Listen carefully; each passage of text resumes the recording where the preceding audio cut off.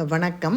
சர்க்கரை பொங்கல் எப்படி செய்யலான்னு பார்க்கலாம் வாங்க. அதுக்கு நான் 1 டம்ளர் பச்சரிசியும் ஒரு 2 ஸ்பூன் அளவுக்கு பைத்தம்பருப்பும் எடுத்திருக்கேம்மா, பாசிப்பருப்பும் எடுத்திருக்கேன். அதை ரெண்டையும் ஒன்றா கலந்து சுத்தமாக கழுவிட்டு ஒரு அரை மணி நேரத்துக்கு மேலே ஊற வைக்கணுமா.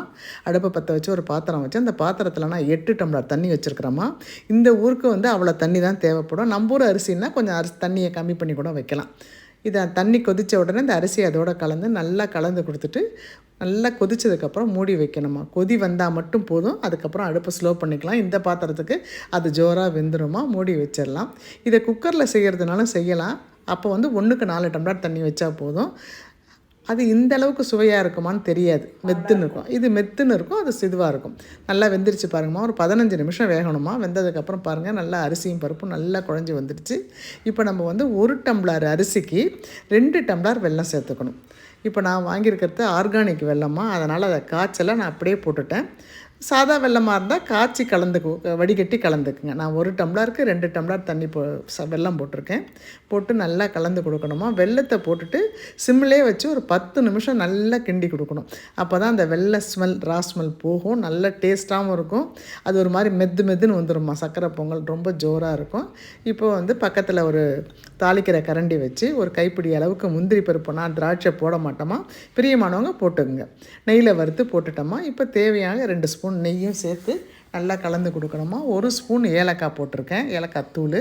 2 ஸ்பூன் நெய் போட்டு நல்லா கலந்து கொடுக்கணுமா.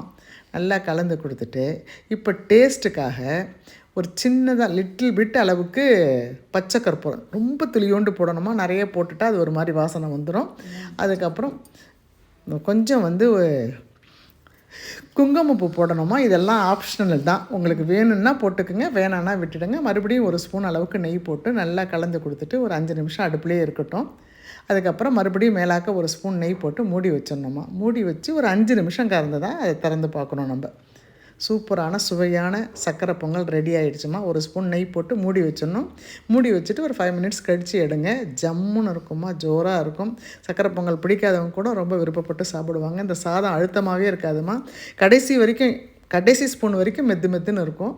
இதை சாமி படைக்கிறதுக்கு 2 கிண்ணத்தில் எடுத்துக்கிட்டோமா பிரசாதமாக. அவ்வளோதாம்மா. பிடிச்சவங்க ட்ரை பண்ணி பாருங்கள். அனைவருக்கும் நன்றி, வணக்கம்.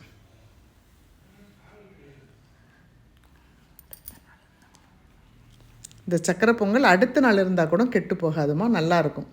இந்த பாத்திரத்திலே இருந்தால் கூடமே கெட்டு போகல. நான் வச்சு பார்த்தேன், நல்லா இருந்ததுமா. பிடிச்சவங்க ட்ரை பண்ணி பாருங்கம்மா. நன்றி, வணக்கம்.